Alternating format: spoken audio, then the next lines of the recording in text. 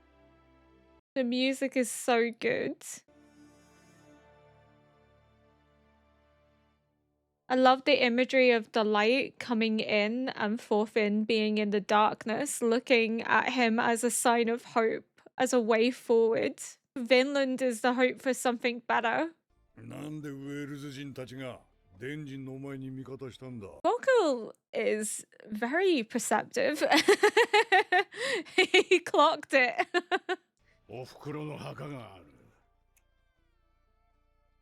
あの地は Means a lot to him. 俺の故郷、俺の国だ。土地 He は will not 貧し allow く it て to be destroyed. も民は誇り高い。おふくろの愛した国だ。 It's the country he'll die to protect. この話は誰にも言うんじゃねえぞ。わかってるよ。 He's not stupid. God. クヌート殿下の重視、オラフの子アシェラッド殿、御前に進まれよ。 Oh, interesting. He didn't anticipate this, did he? 俺ってやつはどうしてこう土壇場の月がないのかね。 Oh, that smack. That smack. I am curious as to whether he's going to gift him something or whether he's going to try and out him as like someone that can't be trusted and try and dispel him and discredit him from serving by his son. But Askeladd is not going to allow anything to happen to Wales. Absolutely not. But he couldn't have anticipated that he would turn his attention to Wales, especially when he mentioned about going to Ireland and tackling Brian Boru, and then now also wants to fight Wales. But it doesn't shock me that he turns his attention on Wales. Wales have been very outspoken in terms of saying that they didn't want to recognize English rule. They didn't want to be associated with it. They want to be independent. They want to be left alone. So, of course, someone that's trying to rule England is going to want to try and rule all of it. And they're going to look at the other lands that they can't control who could potentially be a threat. Wales borders England. Wales doesn't recognize them. Wales wants to be independent. Wales may be small, but it is a proud country, especially in terms of its culture and its language. So they are going to be seen as a threat in terms of they could be someone that could look to expand into England, to take England under Welsh control because they don't recognize the English rule and therefore don't recognize Sven as the king of England because he is not part of their country. So yeah, he's gonna want to bring them under control. He's gonna want them to be under his authority because they have openly spoke out against him and against the English in general. So it doesn't shock me at all. I don't know why Askeladd is shocked, but it just means he needs to speed up his plan of getting Canute on the throne because Canute had made a promise that Wales would be left alone, that Wales would be allowed to remain independent without the worry of